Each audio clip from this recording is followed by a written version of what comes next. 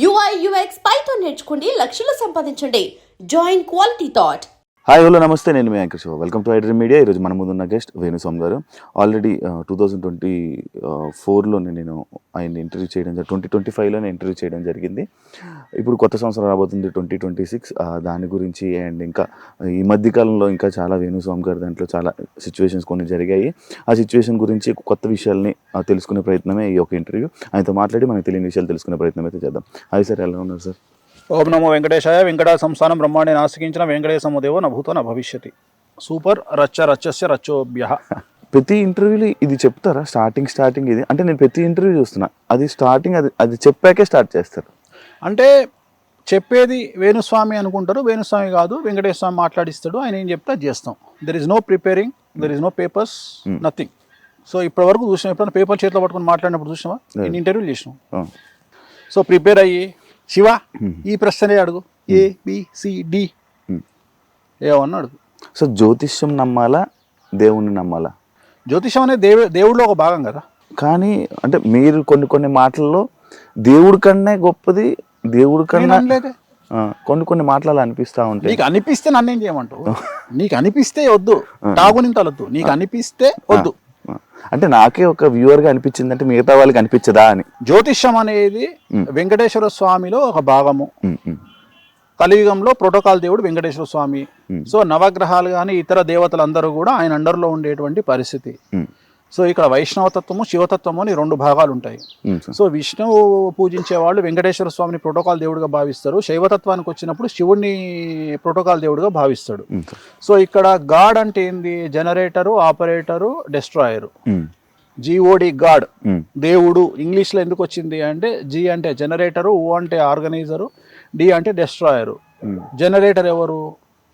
బ్రహ్మ అంటే creator. Organiser ఎవరు? Vishnumurthy. Destroyer ఎవరు? శివుడు. అయిపోయింది, గాడ్ వచ్చిండు. సో ముగ్గురు లేకపోతే లేదు. సో క్రియేటర్ ఎవరు? బ్రహ్మ. మనిషిని పుట్టించేది ఎవరు? ఆయనే. సో సృష్టి స్థితిలయ కారకులు. సో మన జాతకం కూడా దాంట్లో భాగంగానే ఉంటది. సో బ్రహ్మ అనేవాడు మన జాతకాన్ని రాస్తాడు. దేవుడు లేకుండా జాతకం ఎక్కడి నుండి వస్తుంది? రాదు. ఒక్కొక్క సూపర్ స్పెషాలిటీ హాస్పిటల్లో ఎక్స్రే తీసేవాడు ఒకడు, పెట్ స్కాన్ తీసేవాడు ఒకడు. సో ఆ మనిషిని బట్టి ఆ స్కాన్ చదవగలిగిన శక్తి ఆ డాక్టర్కు ఉంటుంది. ఉదాహరణ, మామూలు ఎక్స్రే ఉంది, లోకల్ డయాగ్నోస్టిక్ సెంటర్లో కూడా తీస్తారు. పెట్ స్కాన్ చేయాలనుకో ఖచ్చితంగా పెట్ స్కాన్ సెంటర్కే పోవాలి, కాస్ట్లీగా ఉంటుంది. దాన్ని రీడ్ చేసే డాక్టర్స్ కెపాసిటీ వేరే ఉంటుంది.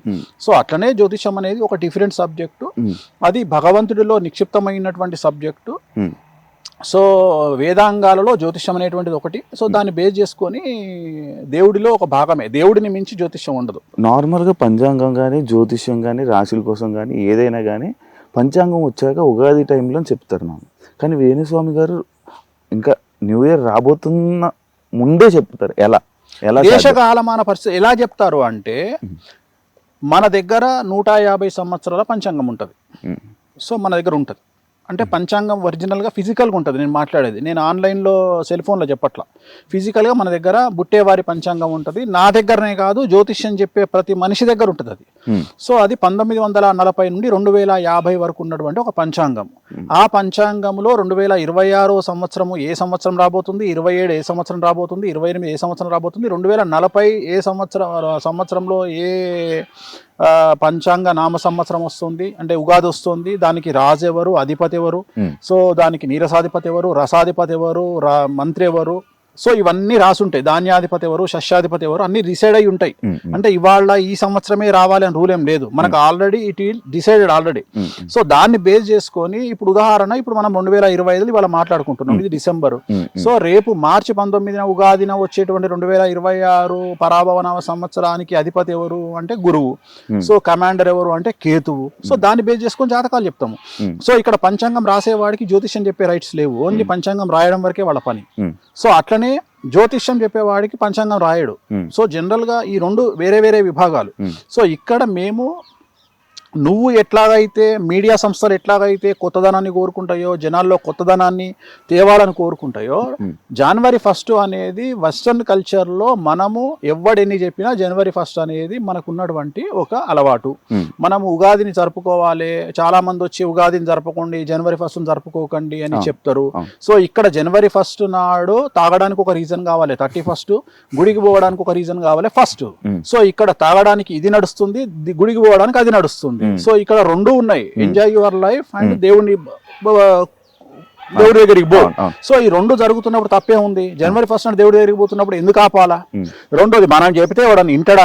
బర్త్డే మన సంస్కృతి కాదు, కేకు కట్ చేయడం మన సంస్కృతి కాదు అని చాలా మంది విమర్శిస్తారు. సో నేను అనేది ఏంటంటే, నీకు ఉత్సాహాన్ని ఇచ్చే ఏదైనా సరే చేయడంలో తప్పు లేదు. సో నువ్వు బర్త్డే అయినా సరే, మ్యారేజ్ డే అయినా సరే, ఏదైనా సరే సెలబ్రేషన్ కు నీకు ఒక పండగ నువ్వు చేసుకో. వెస్టర్న్ కల్చర్ లో మనలాగా వాళ్లకు పండగలు లేవు. వాళ్ళకు ఉన్నది ఈస్టర్ ఒకటి, క్రిస్మస్ ఒకటే, రెండే పండగలు. మిగతావన్నీ అందుకనే వాళ్ళు daughters day, fathers day, mothers day, marriage day, birthday, children day అని పెట్టుకున్నారు. కానీ మనకు సంవత్సరాంతము తొలి ఏకాదశి నుండి మొదలుకుంటే ఉగాది వరకు పండగలు మనకు. అయినా సరే ఈ పండగలలో, ఈ 40 పండుగలలో ఇంకో 10 పండుగలు వచ్చి చేరితే ఏమన్నా నష్టమా? నష్టమేం లేదు కదా. ఇంకో 10 రోజులు 2 పెగ్గులు ఎక్కువ తాగుతారు, ఇంకో 10 రోజులు ఇంకో 2 ముక్కలు ఎక్కువ తింటారు. సో ఇంతకు మించిన పెద్ద సంచలనాలు ఏముంటాయి లైఫ్ లో? సో దీనివల్ల వచ్చిన నష్టం ఏం లేదు కదా. సో మనం ఉగాదికి స్టార్ట్ చేయాల్సింది 3 నెలల ముందు స్టార్ట్ చేస్తున్నాం. దీంట్లో ఏం తప్పు లేదే. అంటే జనాలు ఇన్ఫర్మేషన్ తీసుకోవాలనుకుంటారు. దీంట్లోనే నీ ఆన్సర్ ఉంది. జ్యోతిష్యాన్ని నమ్మకపోతే, వేణుస్వామిని నమ్మకపోతే, వేణుస్వామి పంచాంగ ప్రిడిక్షన్ కోసం జనాలు ఎందుకు వెయిట్ చేస్తారు? నువ్వు నా దగ్గరికి ఎందుకు వస్తావు? నేను జనాలకు ఎందుకు చెప్తా? సో జనాలు వెయిట్ చేస్తున్నారు వేణుస్వామి ఏం చెప్తాడో ఇందామని. సో క్యూరియాసిటీ ఉంటది. కేసీఆర్ లాగానే, కేసీఆర్ మాట్లాడితే సంచలనం, మాట్లాడకపోతే సంచలనం. వేణుస్వామి మాట్లాడితే సంచలనం, మాట్లాడకపోతే సంచలనం.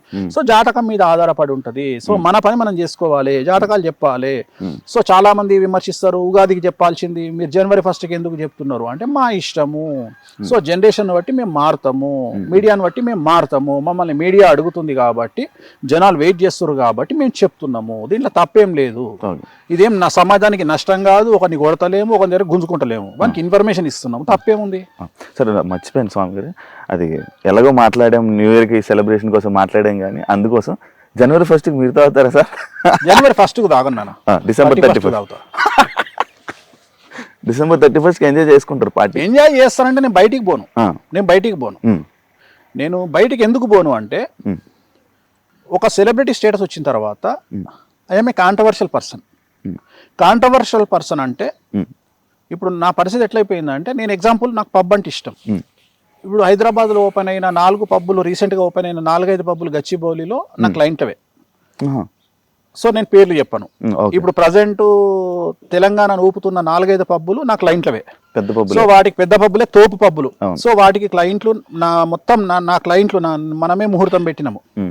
కానీ ఎట్లయిపోయిందంటే, ఎక్కడికో కామాఖ్యకు పోతే, కామాఖ్యకు ఓర్వలేనటువంటి ఒక పంతులు వచ్చి ఏదో చిన్న ఆర్గ్యుమెంట్ చేసిన దాన్ని గుళ్ళో నుండి వెళ్ళిపోయిండు అని చెప్పేసి ఆయన ఎవరో పెట్టంగానే, ఆయన తర్వాత మిగిలిన వాళ్ళందరూ కనీసం కన్సర్న్ లేకుండా వేణుస్వామిని ఎందుకు వెళ్ళగొడతారా గుళ్ళే నుండి, ఒక గుళ్ళో నుండి వెళ్ళగొట్టే రైట్స్ ఎవరికి ఉండవు అనేటువంటి ఇంగిత జ్ఞానం కూడా లేకుండా దాన్ని ఎవరు తమ్మునేలు పడితే వాడు తమ్మునేలు చేసి పెట్టుకున్నారు.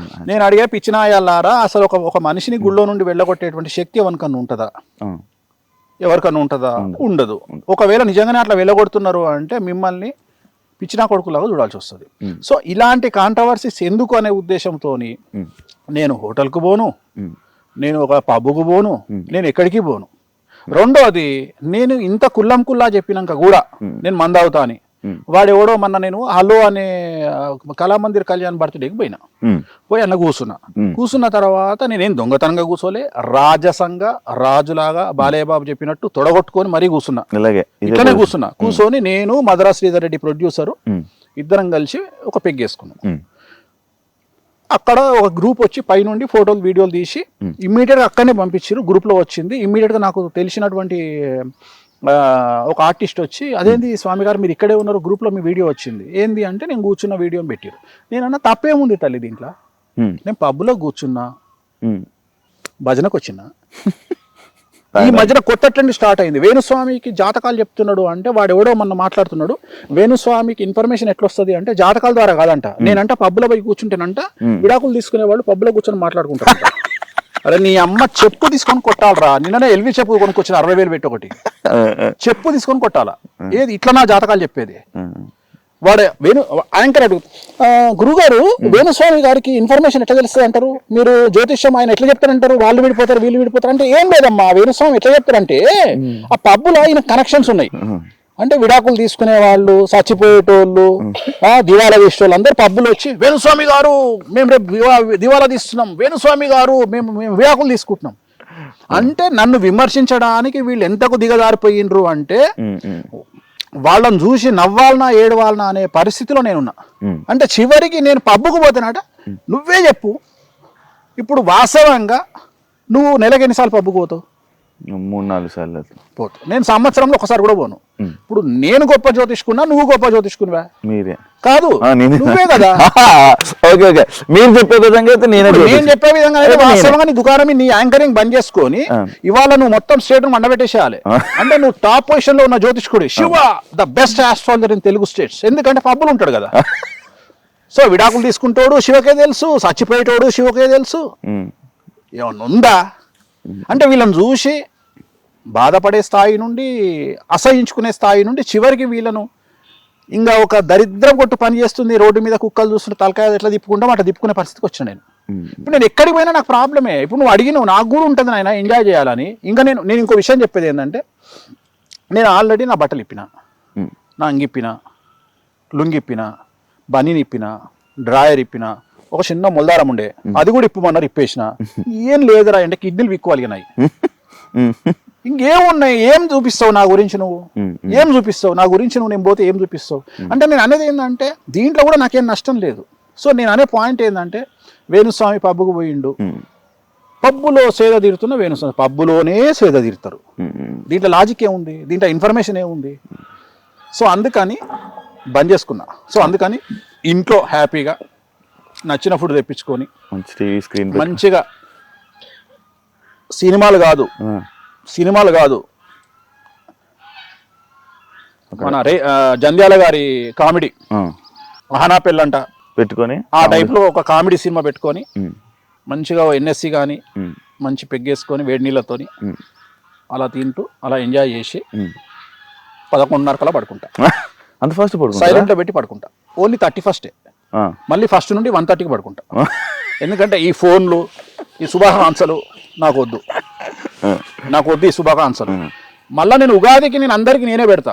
ఈ సంవత్సరం నీకు బాగుండాలి, నువ్వు బాగుపడాలి, నీకు అన్ని గ్రహాలు అనుకూలంగా లేకున్నా నువ్వు కోట్లు సంపాదించాలి అని నేనే పెడతా. కానీ ఈ January 1కు నేను నాకు విషెస్ వచ్చినా నేను విషెస్ రిప్లైలో పెట్టను.